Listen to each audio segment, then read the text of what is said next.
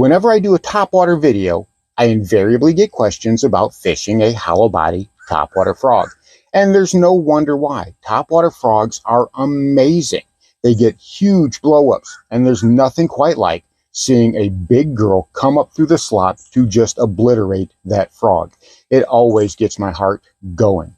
And I always get questions about the frogs that I'm using, the retrieves that I'm doing, how I pick the spots that I'm using for the frog. So I want to cover all of those things, from the gear that I use, to the way that I select the frogs, to how I pick where I'm going to fish a frog, and the retrieves that I'm using. So we're going to do a comprehensive deep dive into everything hollow body frog fishing.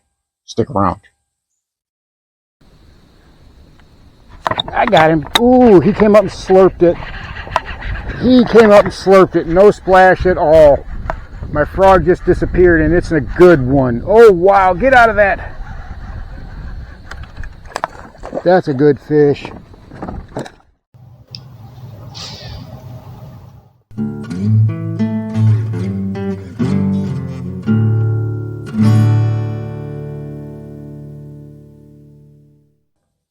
Welcome back to Lowbrow Fishing, and today we're talking all about these guys. Hollow body topwater frogs. Probably my favorite blow up in all of topwater fishing. It's so exciting to see a frog get exploded on as it's coming through pads or thick slop, and watching a great big bass drag that frog under. It gets me excited every single time.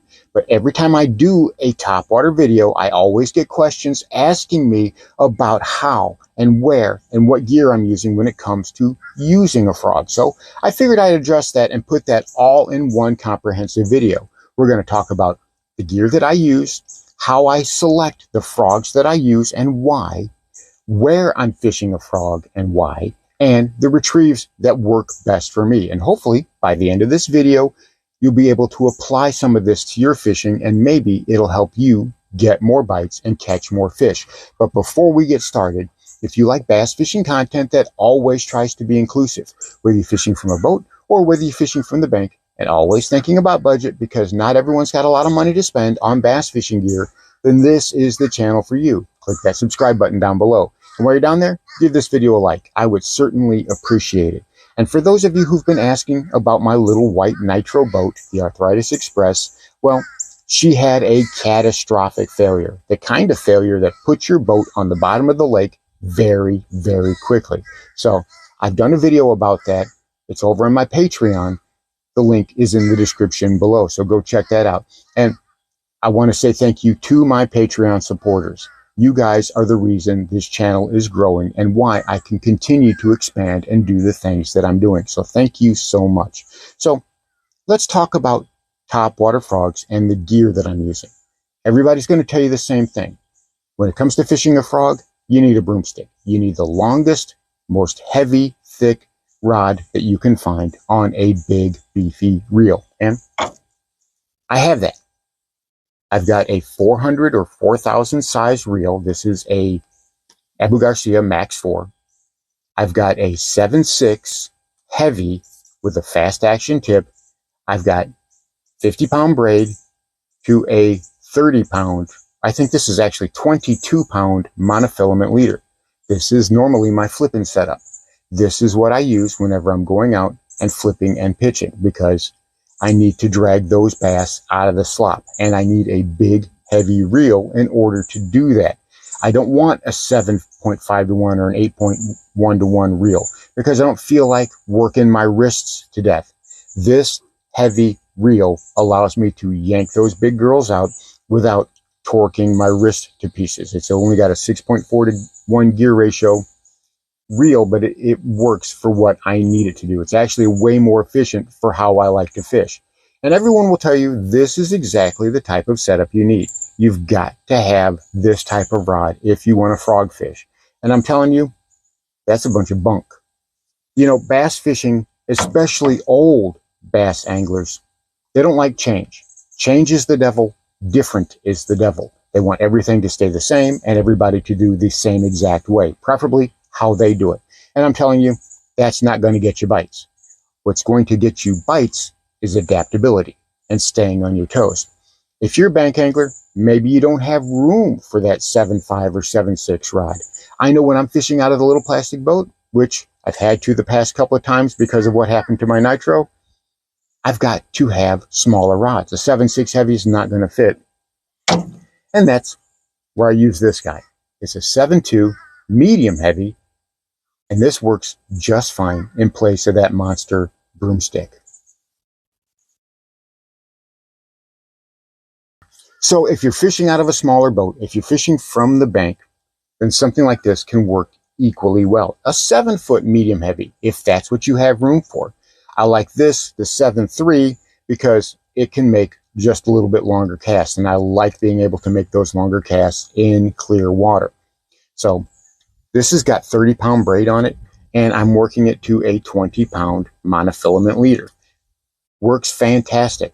Whenever I catch a fish, whenever I get a blow up, I don't have any trouble at all being able to bring that fish in with this setup. So although heavier might be better, especially if you're fishing thick slop, you don't necessarily have to.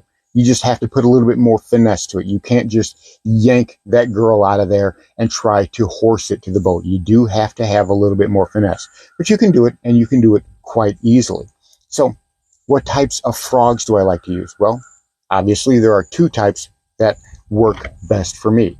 You've got your regular poppin' frog and your hollow body frog. Now these are both Booyah pad crashers, and they're really good frogs, and I use them in different ways for different reasons. Obviously, if I'm using a popping frog, I want to work small specific spots. I'm generally not working this all the way back to the boat. I will cast it out, I will let it sit, and then I will pop it and then bring it back. And this, I'm generally working it parallel to the boat for longer ways. So if I want to work an area, if I want to cover more water, if I see a stretch of bank that I want to work down it parallel, or I see some water that I want to cover, I'm usually going to work a frog like this. If I see spots where, say, under a dock or under a tree or around some timber or something like that, then I'm going to throw this. And a lot of times that can be very effective.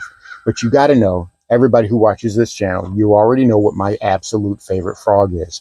And that's this guy right here, the chartreuse scum frog.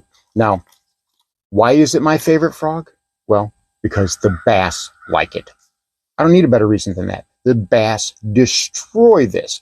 So since they destroy it, and this is my new one, and already I'm probably going to have to replace it. The hooks don't sit right. The eyes are gone. It's all chewed up. This thing just gets destroyed, and they're less than $5.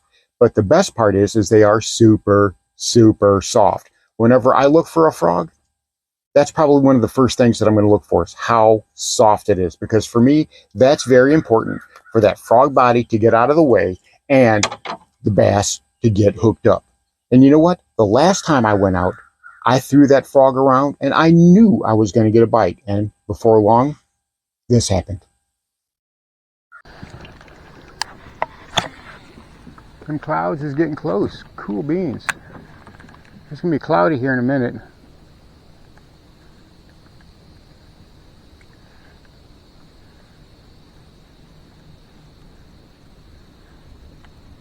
I got him. Ooh, he came up and slurped it.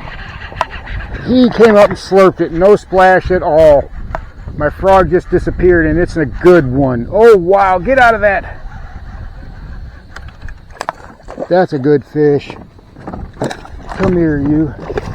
Oh, he's got it all the way down in there. Come here. He did slurp it. Uh-huh. Look at that. That's a pretty one. Yep. All right. So what are some things about a frog that I don't like? Well, you have these H2OX frogs from Academy, and I love H2OX. I've got a lot of the jerk baits. I have some of the plastics and crankbaits and whatnot, but the frogs, not my favorite. And the reason being is because they quickly fill up with water, which means they don't sit in the water correctly. They'll be too low.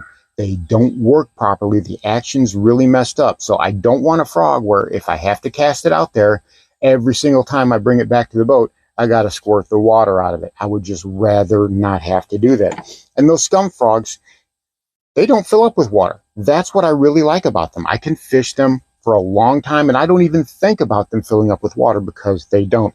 Now, the Booyah frogs do fill up with water, but not nearly as bad as those H2O Express. So I can tolerate that. Not something that I like, but it's something that I can work with because it doesn't happen on every single cast. Probably about every 3 or 4 casts, I got to squirt the water out of these, but they catch some really nice fish. You guys already know, I got to mention it, the 6th Sense Vega frog.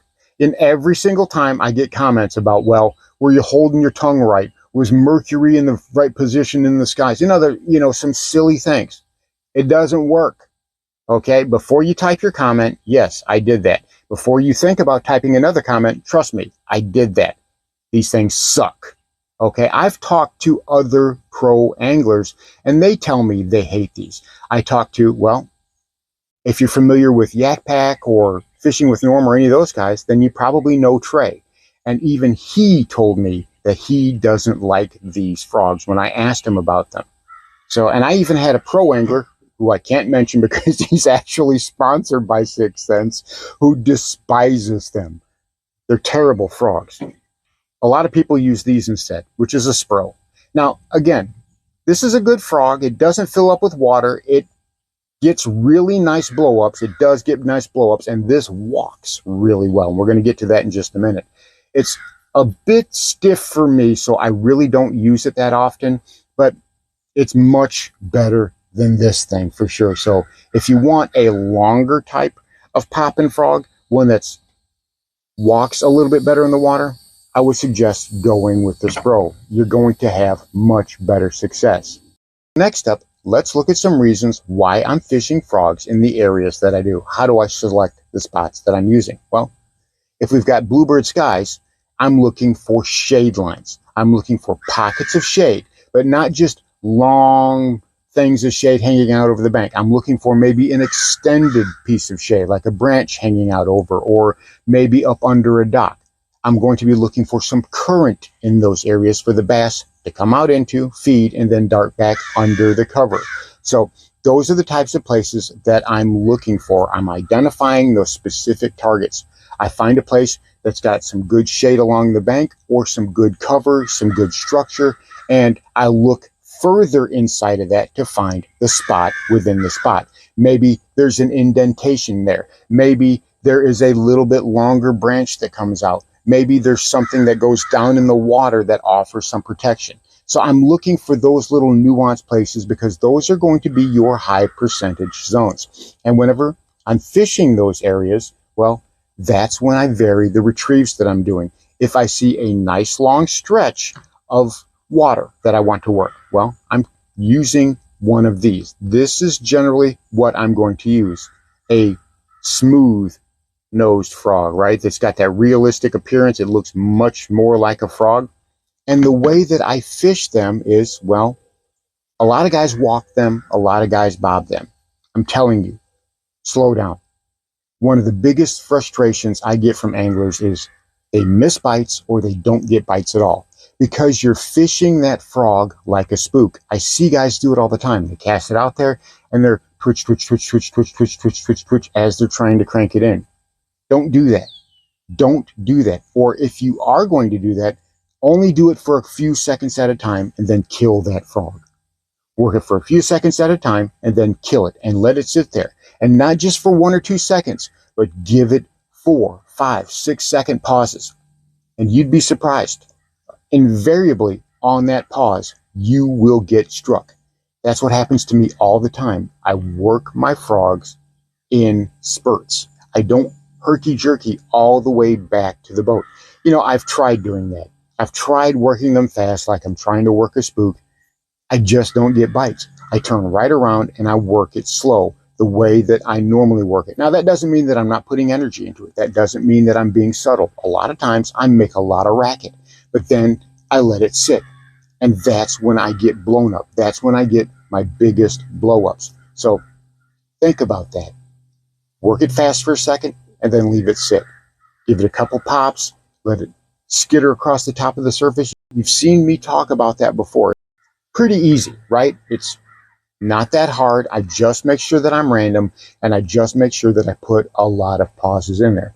But what if we're working something like a popping frog? Do I work that differently? Well, essentially, I work this like I would a popper. I work it in place. I cast it out there, and a lot of times I'm casting it right by the bank. A lot of the frog fishing that I'm doing is right next to the bank. These are casts that bank fishermen can make. I'm always working in shallow water.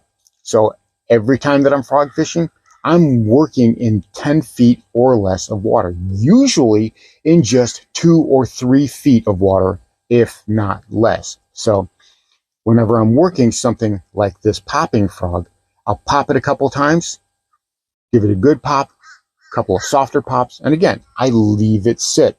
When it comes to frog fishing, that should be your mantra. Let it sit. Let it sit for more than 1 second. Let it have longer pauses. I'm telling you, when you retrieve a frog with that mindset and you do it that way, you're going to catch a lot more fish. So I'm hoping all of this put together will help you improve your fishing, and you'll be able to apply it to your own lakes. So there you have it, my comprehensive look at hollow-bodied topwater frog fishing. Whenever I'm out on the water, I always try to keep things simple, because being simple allows me to more easily identify problems and adapt and adjust as my day goes on. Try it out. I'm telling you, these tricks will help you get more bites. Thanks for watching Lowbrow Fishing. We'll catch you in the next one.